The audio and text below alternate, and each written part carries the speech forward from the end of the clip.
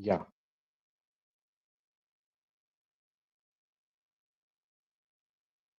yeah. Now the screen is there.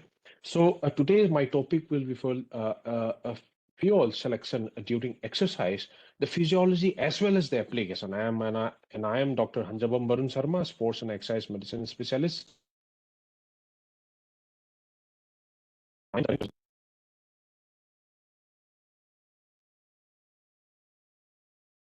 In the talk.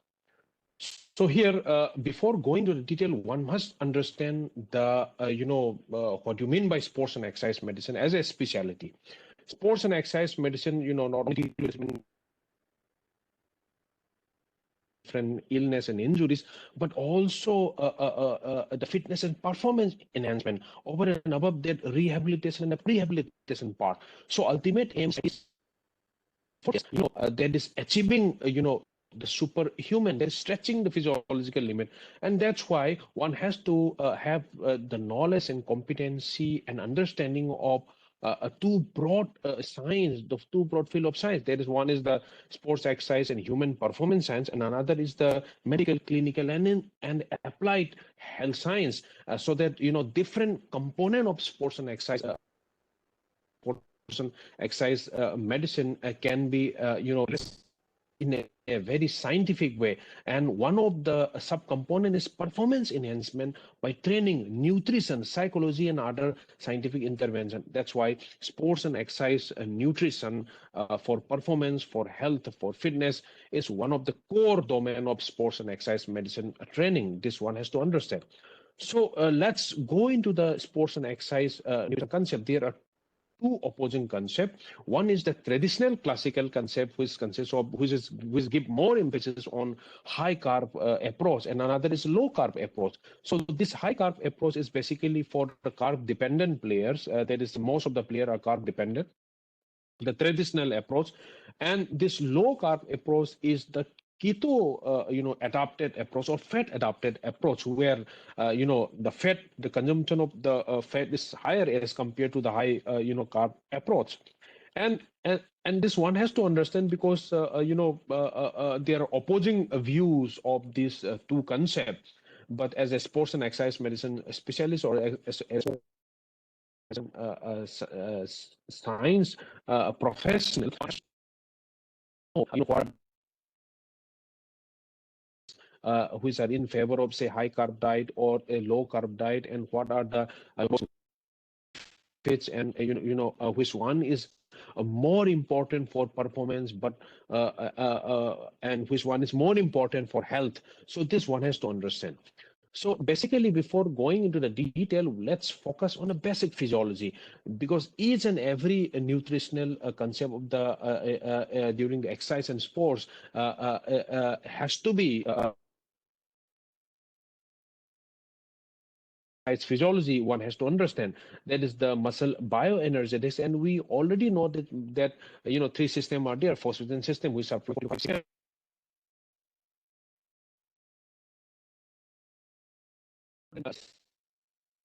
2 minutes till the fuel are available. This is the classic. We we can see that if you see that the rate of the ATP production is higher if we see the carbohydrate is being used as compared to the fat utilization. When fat is used aerobically, and you can see that approximately 1.5 second, 1.5 ATP are formed per second. But if you see the carbohydrate, it is up to 2.5. And that's why the rate of the ATP synthesis has been considered to be higher classically when carbohydrate is used. You see,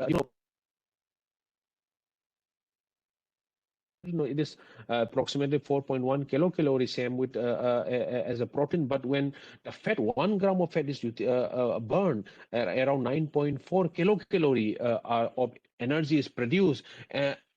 And when you see, this energy production based upon 1 liter of oxygen, you can see that the carbohydrate, the energy production of carbohydrate is more as compared to fat. You see, per oxygen molecule utilization, the energy production is higher in case of the carbohydrate. So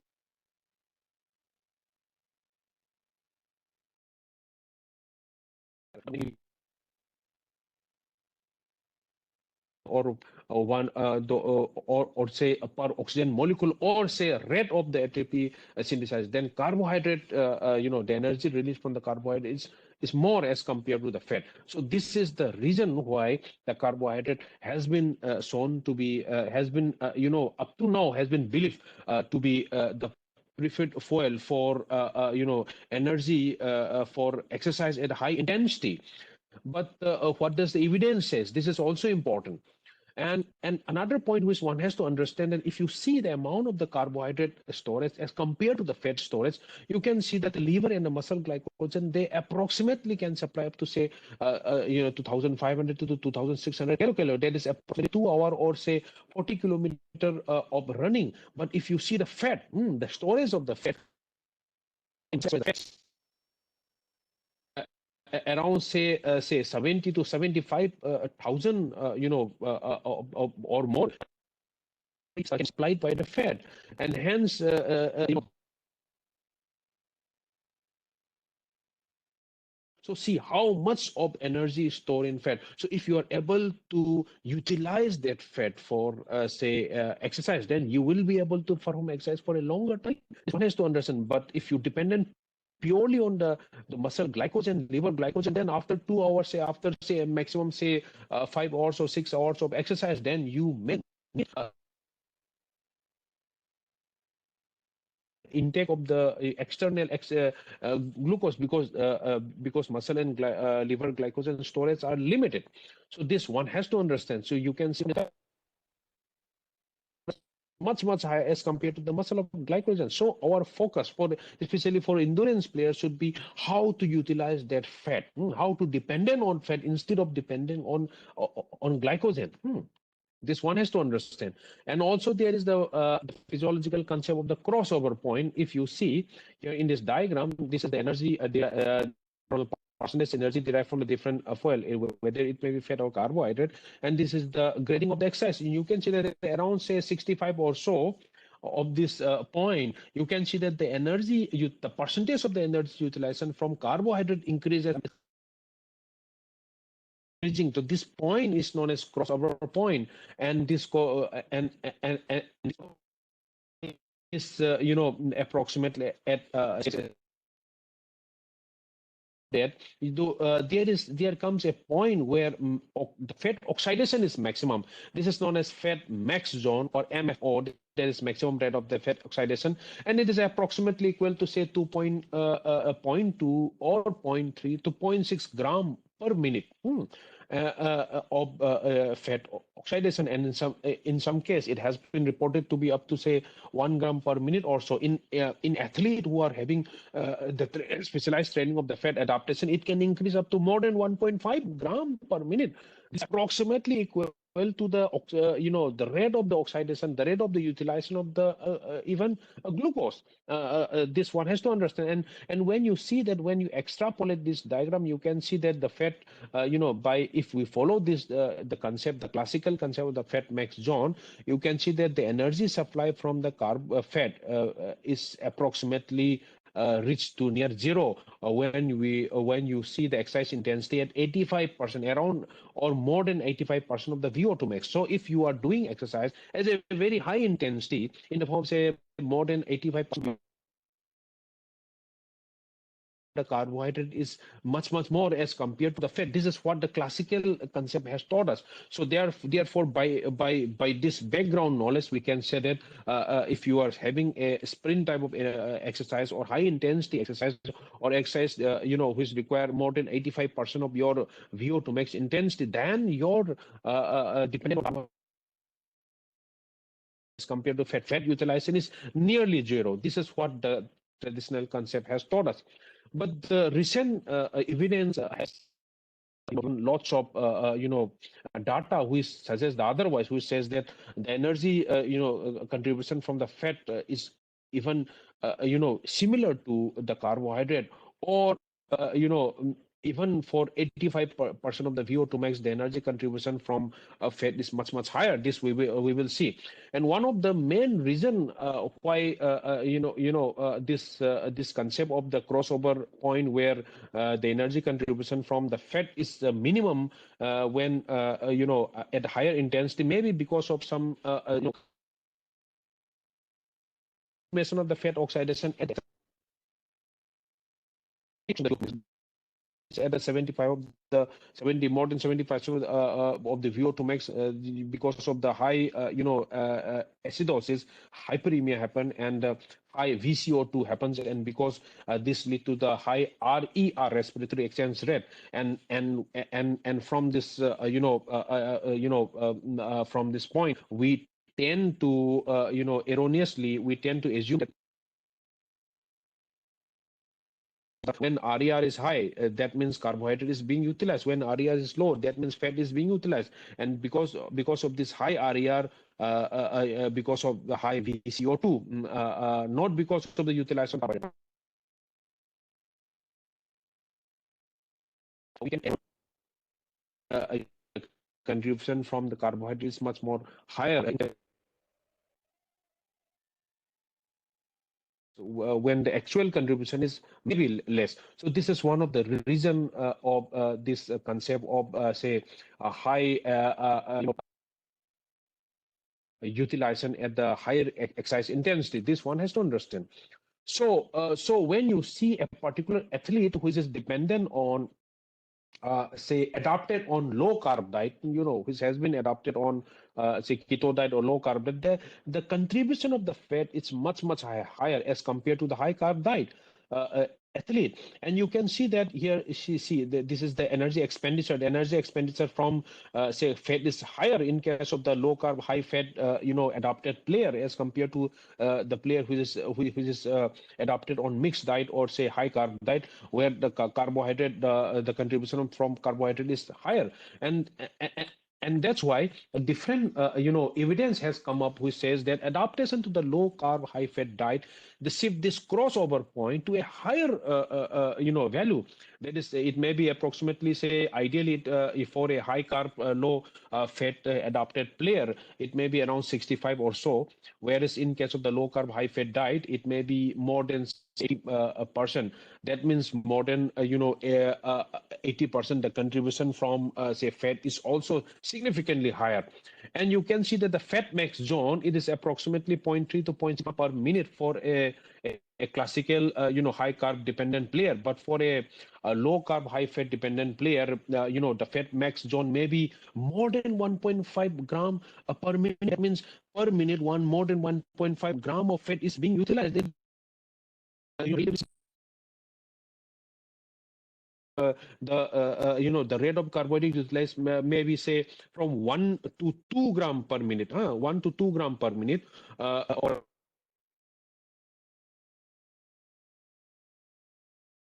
fat adapted player, it may it may be similar to that of carbohydrate. That's why for a highly adapted player, it can be theoretically says that they can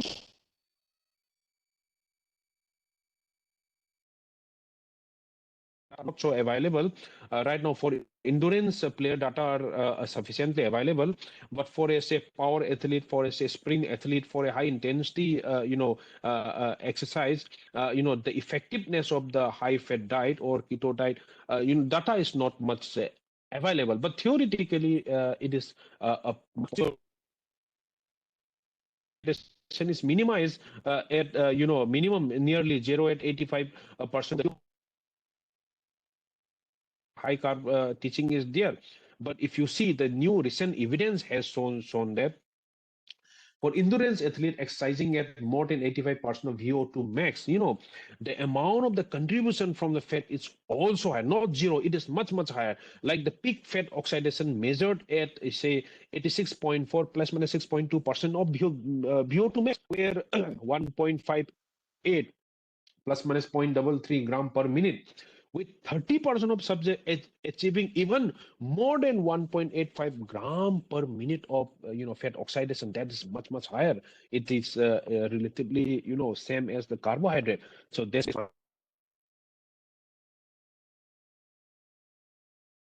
is given a sufficient time to adapt, then the human body has the capacity to use that fat and ability to burn that fat. The production of ATP is also higher. It may be, comparable, or it may be slightly lower, but still comparable to carbohydrate. That's why in a highly fat adapted player, not only endurance event, they can also, they theoretical, they can also perform well for sprint and power. So so this is the various paper which indicate the fat oxidation, and you can see that this is the book et al. 2021, and this is the Prince et al. 2023 B, and you can see that they achieved they reported the highest fat oxidation, maybe up to say 1.5 or so. So different paper has indicate different fat oxidation rate. And you can see that after adapted, this is a pre and post. Yellow is the pre, and the blue is the post. And you can see that in the low carb diet, which are adapted to low carb diet, you can see that the oxidation of the carbohydrate is decreased, but the oxidation of the fat is increased. And this fat oxidation can achieve up to say 1.5 or more gram per minute. That means if you are adapted to say low carb diet, then you are sparing that glycogen. You are not utilizing that glycogen, but still but you are utilizing increasing amount of the fat oxidation is increased. If fat adaptation can take longer than say 1 month or so, or 3 to 6 months, or even longer. This one has to understand, and there may be lots of initial adverse effect, including the decrease in performance, which may be because of say different issues. It may be electrolyte events called dehydration, or lots of other problem. That's why under fat adaptation should be done under the supervision of sports and exercise medicine doctor, or a professional who is well trained, in this way of sports and exercise nutrition. And you can see that in case of the fat oxidation, and such person can oxidize the fat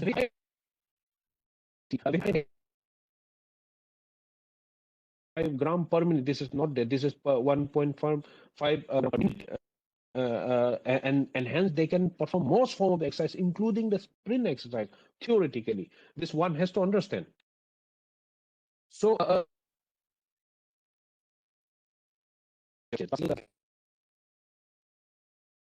and we have to avoid the fat. And you can see that the 60 to 70% of the diet of the athlete should be composed of the carbohydrate. This is the classical says, where which is for carb dependent player, like for example low glycemic for pre-event, 1 to 4 gram per kg 2 to 3 hours before the event. This is the classic teaching. Or no, and otherwise hypoglycemia can happen during the event because of the high insulin, and high glycemic diet should be given post event, or in case of the recovery. For glycogen replenishment, protein and the carbohydrate drink should be given. It may be up to say 1 to 1.2 gram per kg per hour, up to 4 hour. And then 5 to 7 gram per kg per day, moderate duration exercise, low intensity. Or for extreme exercise of say 4 to 6 hours per day, then 10 to 12 plus gram per kg per day of this carbohydrate is required. These are lots of things. And protein also stimulating fat, we always say is it should be less than 30%, or 10% less than 10% saturated fat. All these things are the classic teaching. And for during the event, like for if the event is less than 1 hour, then plain water is sufficient. If longer, then glucose or carbohydrate to 8% of carbohydrate in the form of the glucose, say fructose or sucrose or glucose polymer, can be 10 to 60 millimole per liter. It should be higher for recovery, and one should avoid drinking diluted fluid.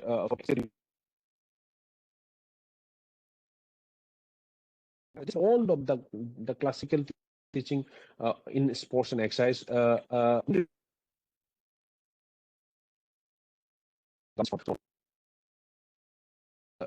Paper which shows that what is the importance of the carbohydrate, and you can see that this is the high carb mixed type and low carb, and this is exercise duration, and you can see that the low carb, the one who is having the low carb, they are not able to perform exercise much as compared to the high carb athlete.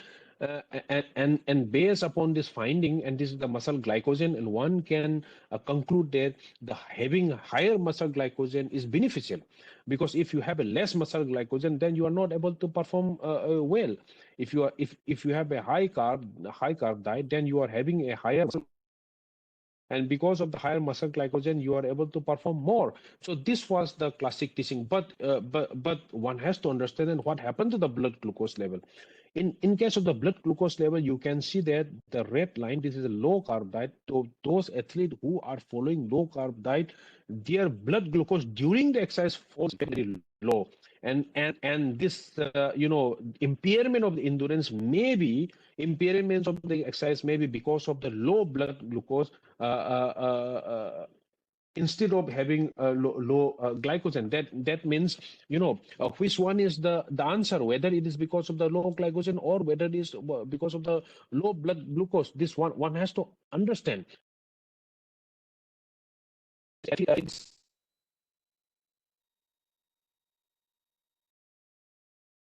neglect this part, blood glucose. So then they have not taken this into consideration, and they simply look on the blood glycogen, and based upon this data, they have shown that the muscle glycogen is directly importance for endurance time. That is, the more the muscle glycogen, the more will be the endurance, and hence the all focus was given to build up the muscle glycogen based on this data, but they have forgotten this blood glucose level. So this was the basic concept, and from this, just by looking on the muscle glycogen, you can see that this is the carb loading. Carb loading has a higher muscle glycogen as compared to the mixed diet athlete, and you can see that the carb loaded athlete, they perform well, as compared to the mixed diet. And based upon this finding, they are able to reach, complete the exercise within a lesser time, around say 130 or so minute, as compared to the mixed diet, which is around 142 or so. And from this, basic experiment, they concluded that having a higher muscle glycogen is beneficial. But the point is, there is a one confounding factor. This is the confounding factor. Those who are having low muscle glycogen also have low blood glucose during the exercise. That is exercise-induced hypoglycemia. No, it comes out in the later research that the muscle glycogen is not so important. What is important is the blood glucose level during the exercise. So this confounding factor, this is the one which is the major reason, not the muscle glycogen. So we will look into this point later on. But the earlier authors, neglecting this blood glucose, they focus only on the muscle glycogen, and based upon the different recommendation has been given. Like, for example, say, to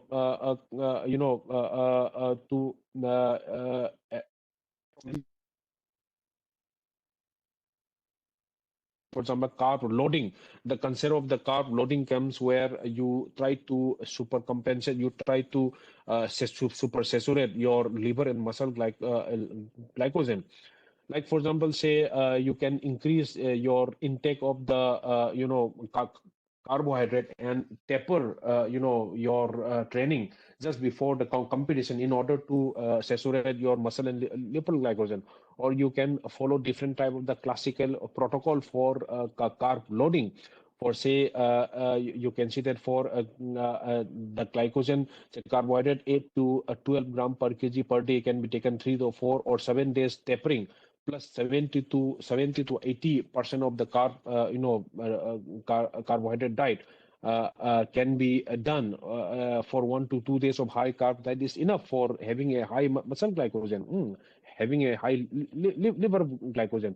For recovery, also 1.2 gram per kg per hour in first 2 hours of the recovery is given, and for pre-exercise 1 to 4 gram per kg body mass 3 to 4 hours before exercise. During the exercise, this is the basically they have taken say 60 to 90 minute for during that exercise 30 to 60 gram per hour carbohydrates taken for exercise which is more than 2.5, then 60 to 90 gram per hour glucose and a fructose blending. And for rate is the rate of the utilization is 1 gram per minute of glucose or 1.8 gram per minute of glucose per fructose or sucrose. So exercise nutrition based upon this concept that muscle glycogen is important. So same thing, these are the different recombination, these are the different, carbohydrate type, whether it may be single or the multiple transportable carbohydrate or multiple transportable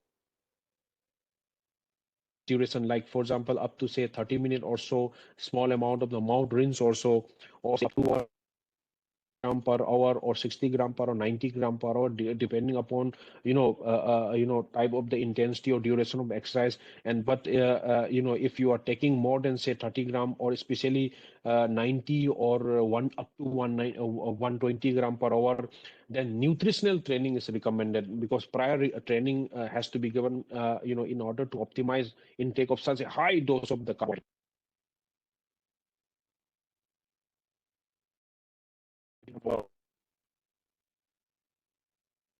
120 gram per hour can be taken, and taking this high load,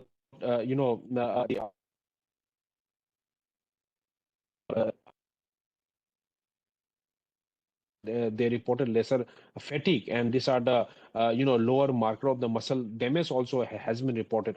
So up to 120 gram of carbohydrate per hour has been recommended, has been taken in some paper. But the point is this really essential?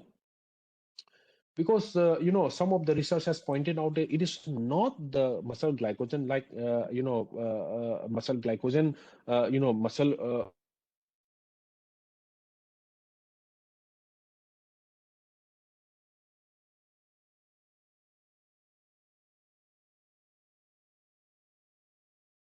this huge amount of the glucose during the exercise may be detrimental for health in the long term.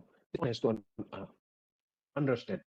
And these are the different recommendation for a different ratio of carbohydrate, like 30, 60, 90, 120 gram per hour of carbohydrate. And this ratio of fructose and glucose or sucrose may be used depending upon, say, 2:1 of 2 glucose or 1 fructose, or 1:1 or 0.8:1. So depending upon the duration of exercise, type of exercise, this type of the ratio of,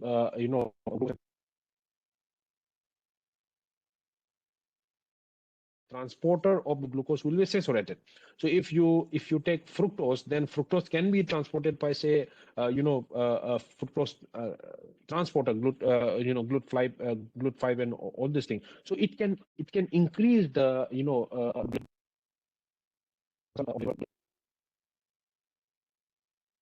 so these are the different concepts. But the point is, all these things are focusing only on increasing muscle glycogen level. Only on increasing the glycogen level. But what about the strategy which focus on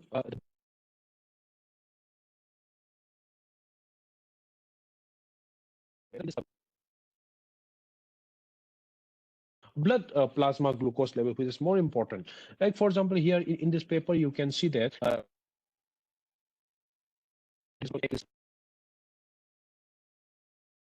takes not provided, and you can see that the plasma level keep on falling, and this is the carbohydrate oxidation increases in case of the carbohydrate intake. And you can see that here, this is the muscle glycogen level, and muscle glycogen level keep on dropping.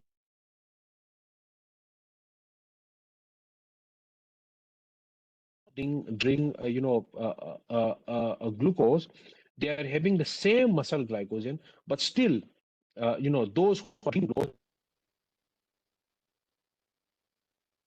having the same muscle glycogen. That means having the same muscle glycogen by drinking glucose during the exercise, glucose polymer, they are able to perform for a longer time. That is they are able to exercise for a longer time. That means muscle glycogen is not so important. If the muscle glycogen was important, then at the same level, the person should not be able to exercise more.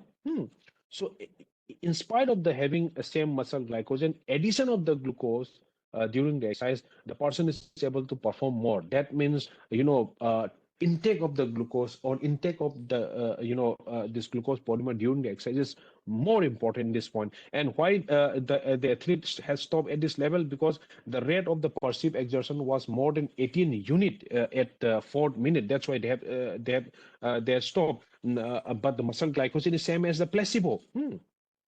So this was one has to understand. And when you see that the muscle glycogen keep on falling at a fatigue, and but what about the ATP concentration? ATP concentration was the same. That means in spite of the fall in muscle glycogen, the ATP was remains approximately remains the same. That means other reason ATP was sufficient, and the muscle for a muscle contraction ATP is required. ATP is the final product. If ATP is there, sufficient ATP is there, then whether the muscle glycogen decrease or not, it doesn't matter. So that's why this one has to understand that, because if the ATP was completely deplenished, completely reduced in case of the muscle, then muscle will go into the rigor, just like in case of the rigor mortis, but it doesn't happen during the exercise. And hence ATP is preserved in spite of the decrease in muscle glycogen. ATP is preserved, as well as there is no reduction in the TCA cycle intermediate. That means there is no problem in case of the TCA cycle. There is Krebs cycle intermediate in spite of the reduced glycogen. That means reduction of the glycogen does not reduce ATP. Reduction of the glycogen does not reduce TCA cycle. That means mitochondrial TCA cycle keep on going. ATP is well sufficient. That means the muscle glycogen is required for the muscle contraction. So from this point, we can see that the muscle glycogen is not so important, as was previously thought. And here, another point you can see that what about the carbohydrate loading? The carbohydrate loading is basically done in order to, increase the content of the glycogen level. So you can see that, this is the, blue line is the for carbohydrate loaded. This is the placebo loaded. And you can say 4 kilometer trial, and this is the 1 kilometer, and everything is same. This is the distance, this is same. This is also the distance in kilometer. This is the power. This is the time. And you can see that they are approximately same. That means, there is no benefit of the carb loading here. Whether you carb load it, whether you doesn't carb load it for 4 kilometer and 1 kilometer, power is also approximately same. And that's why no benefit of carb loading is there. That means if you keep intake of the glucose, or keep intake of the sufficient carbohydrate during the game, during the exercise, then there is no need of the carb loading, because carb loading doesn't have much effect. This one has to, carbohydrate is injected during the exercise. This one has to understand that. So what is the point? The point is, the muscle glycogen keep on decreasing during the exercise. That is the fact. Muscle glycogen. So muscle glycogen keep on decreasing during the exercise, and this is the ATP deficit. This is the ATP required for the exercise. And if ATP is not able to provide by, say, muscle glycogen, in this graph, we have already seen that muscle glycogen decreases, but ATP is present. That means the contribution of ATP is from somewhere else. It may be because of the, say, muscle triglyceride, or say a free fatty acid, or ketone, or a lactate, or the blood glucose. They are utilized. So if you are able to produce that ATP from, able to continue that particular exercise, but that maximum rate of alternative fuel oxidation will be reached, and then you will not be able to supply that oxygen ATP. So ATP deficit will happen, and if ATP deficit happen, then your skeletal muscle will go into rigor, because ATP is required for muscle repair. So that means, when before reaching this phase of ATP deficit, your body when you stop the exercise, when you decrease the exercise. This is the region of the fatigue. That means your central nervous system, your brain, your brain,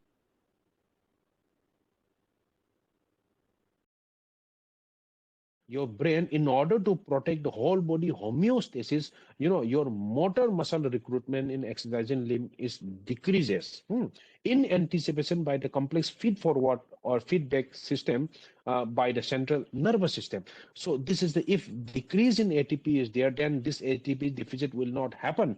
So that's why a control is required. A control is exercise is being controlled, not at the peripheral level but at the central level. This is known as central governance.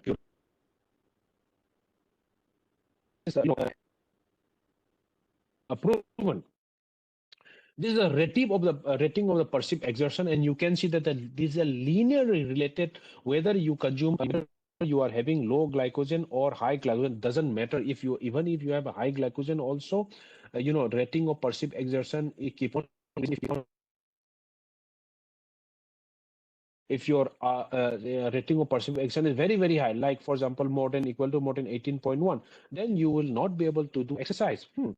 So that is fatigue is there. Fatigue is keep on increasing, and you can see here this is the power output, is the EMG, IEMG, and you can see that as the fatigue set in, this power output is small, keep on decreasing, and of the EMG, that means the central recruitment position is decreasing. That means your CNS, controlling of the CNS to the exercising muscle, electrical control, electrical firing, recruitment is being decreased in order to save the body from any catastrophic effect. So this one has to understand. That means there is something in the brain which stop the exercise from going further. This one has to understand. Like for example, here you can see this is the arterial blood glucose, and you can see that this is the placebo without any glucose. This is the carbohydrate trial, and if you drink carbohydrate during the exercise, your blood glucose level is relatively same. But if you don't drink, then it will sharply fall. And when you see the rating of perceived exertion, it is increases like anything. That means perceived rating, your fatigue, your perceived fatigue increases when your blood glucose level fall. And why this is happening, you can see that this is the cerebral blood flow is V glucose difference. That is the amount of the glucose uptake by your brain, and you can see that amount of the glucose uptake by the brain is decreased sharp at 120, around 120, and this blue means the person is having the placebo. That means he or she is not drinking the carbohydrate. So if you don't drink during the exercise carbohydrate, then what will happen after a particular point, this uptake by your brain decreases, the availability of the glucose for your brain decreases, and this will give rise to higher fatigue. That is at around 120, and around 120 you can see that rating of perception suddenly increase, and also the blood glucose level falls. That means hypoglycemia is the main determinant. Hypoglycemia happens, and because of this hypoglycemia, the brain, the glucose uptake decreases, and because of that, rating of the perceived exertion fatigue decreases, and the person is not able to do exercise. He or she will stop the exercise, and that's why exercise-induced hypoglycemia hypoglycemia is the major determinant for exercise. The hypoglycemia reduce glucose uptake by the brain, impaired cerebral metabolism, and hence causes progressive increase in fatigue or rating of perceived exertion, and ultimately person will stop. So glucose, blood glycogen is not so important. Liver glycogen is not so important. Muscle glycogen is not so important.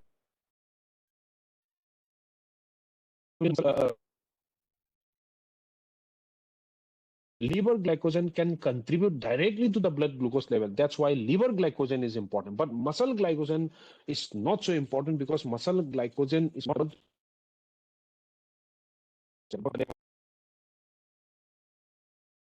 phosphatase. Because of that, the muscle is not able to provide glucose directly into the bloodstream, but the liver is able to provide. That's why liver glycogen is more important as compared to the muscle glycogen. This one is Anderson. So this is the basic feed forward control, which is also known as central governance theory. And central governing theory says that your brain, especially the hypothalamus, by using a different area, like for example area postrema, say arcuate nucleus, bastrolateral medulla, or dorsomedial nucleus, or dorsal motor nucleus of the vagus, or lateral hypothalamus of tractus solitudinus, and lots of things. They sense blood glucose level, and there are different hormonal interactions also happen, like leptin and insulin, or say modulation of the different parasympathetic and sympathetic system, and all this sense. And when blood glucose level seems to be fall, then the degree of the motor unit recruitment in exercise will be decreased. It is measure determined of the rate of the glucose uptake during the exercise. That means if the rate of glucose, because your glucose is being taken up by the muscle for performance, and if we keep on taking, then what will happen to your brain? The brain will panic, because the brain doesn't have much storage of the glucose. The muscle has a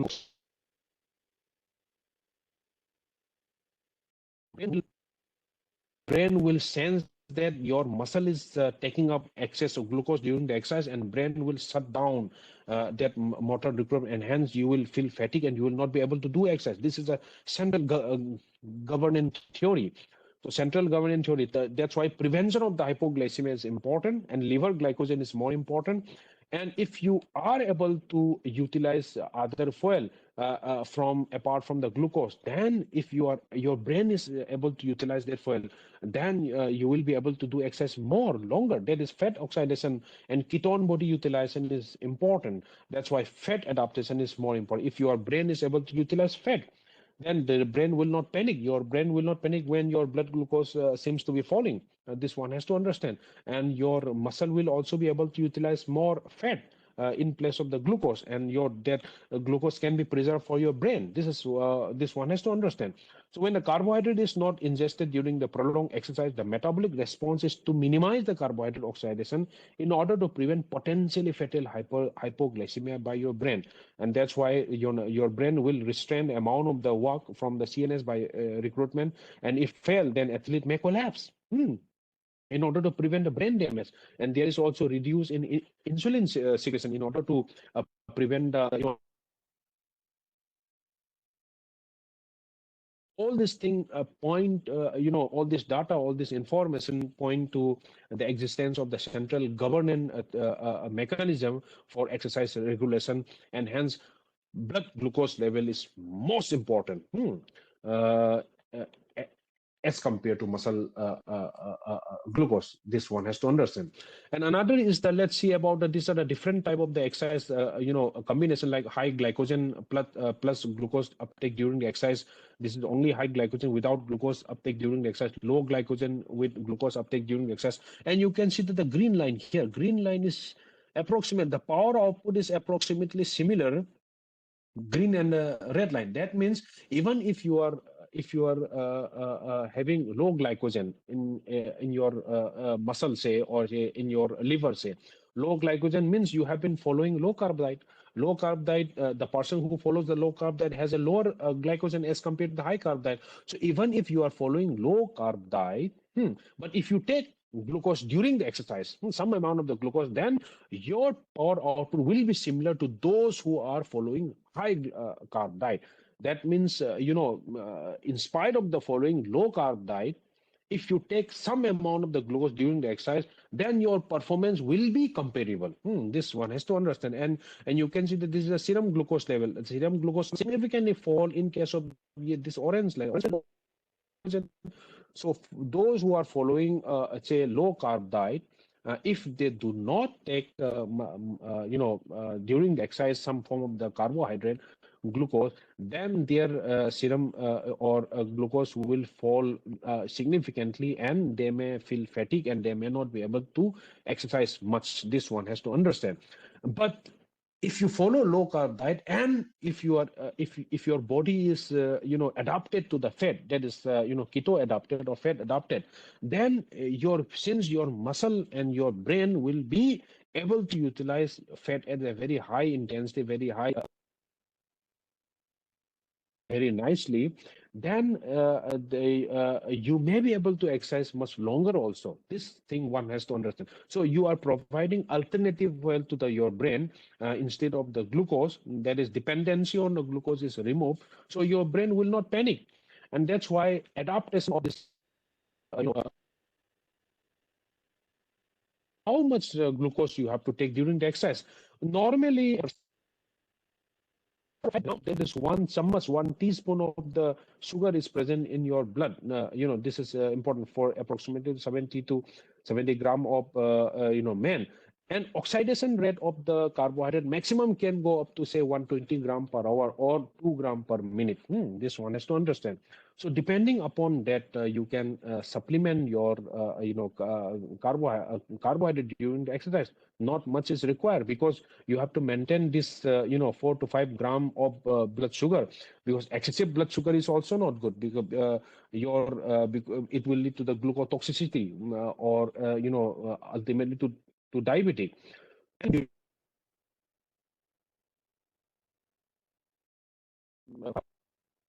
during the heavy exercise, during the heavy aerobic exercise, the muscle uptake of the glucose can be 5 times as compared to the resting level. But liver glucose production may also be there up to 10 times during the exercise. So based upon that, how much glucose you have to take, this one has to decide. And this is the paper. You can say this is the performance effect, and this is the glucose uptake during the exercise, and there is no relationship. That means even if you take a very high glucose, even if you take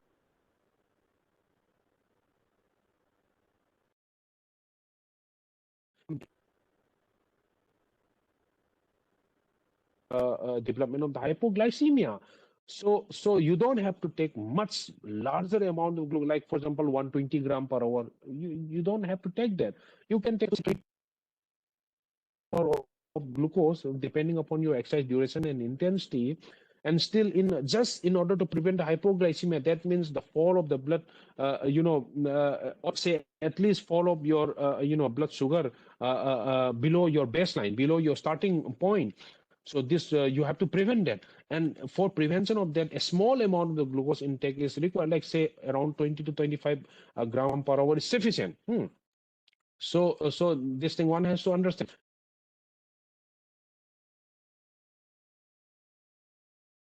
For nearly 4 days, but a muscle glycogen only for less than 2 hours. The secret of the endurance success lies in unlocking the potential to use fat and hence become fat adaptation. So fat adaptation is very important, and every attempt has to be maintained in order to reduce hypoglycemia and also hyperglycemia, because it will lead to glucotoxicity. So you don't have to focus only on performance, but you have to focus on long-term health also. And the intake of the high carb diet has been, especially with the,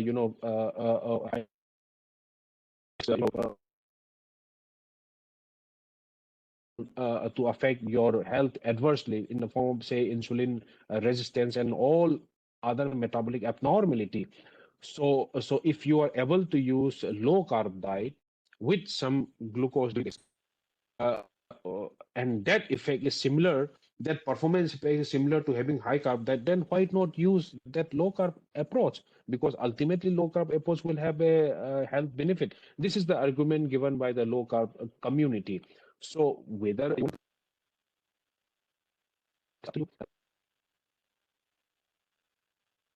to be open-minded, and that's why, since hypoglycemia is the major determinant for exercise,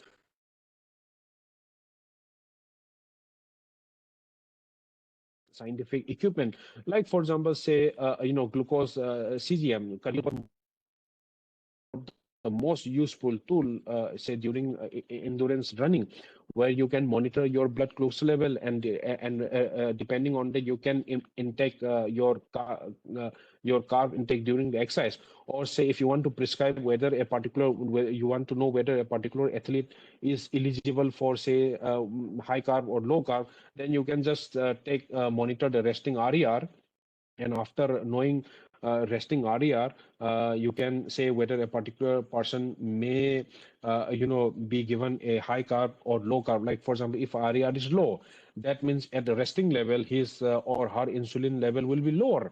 That means earlier lower means fat oxidation is more.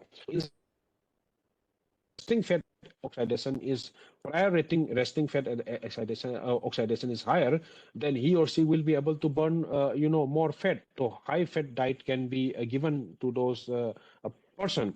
So on this basis, one has to understand. One has to take the decision.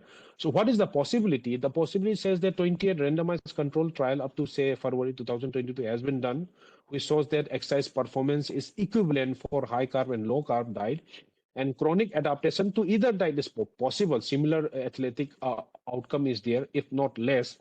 And human body has an extra. So that's why one has to understand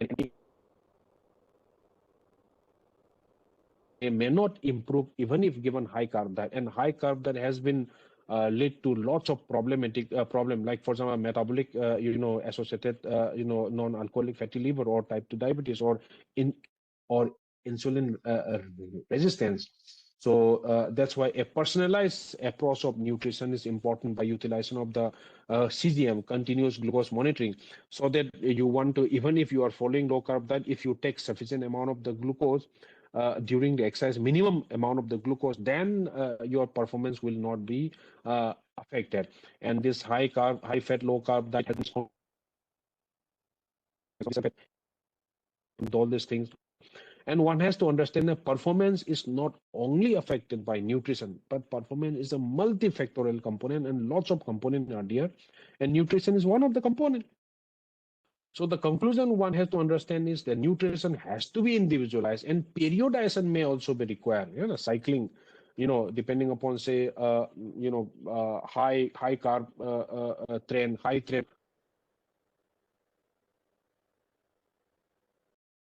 condition, low carb diet or high intensity even high intensity exercise, high carb diet can be used. So all this periodization is important, but and also individualization. And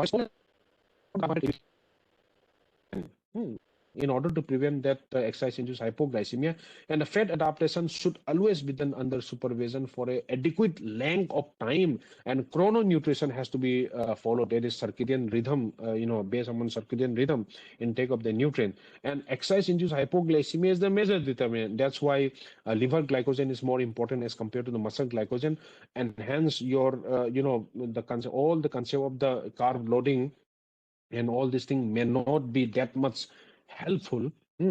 Instead, some amount of intake of glucose during the exercise based upon your CGM can be useful. And the most important point is you have to open your mind to the all latest research and ready to accept the change. Don't focus only on one type of particular diet. If the evidence says that a particular diet is useful, then you should be open-minded enough to take to see the evidence and experiment yourself. So think beyond and experiment beyond the conventional high carb diet. So high carb diet may be required for some condition, but it is not universally required for all. So this one has to understand. And hence, a personalized way of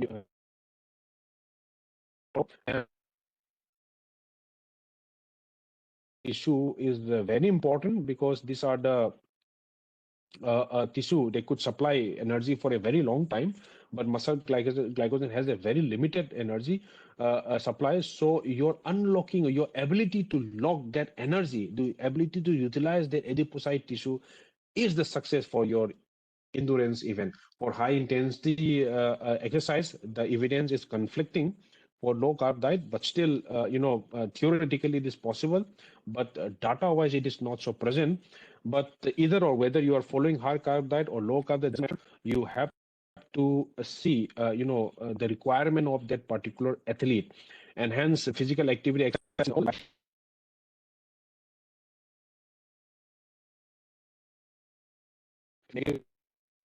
is there, then it is not worth it. So that performance, fitness, and health is improved. And nutritional concept, for important. Thank you very much.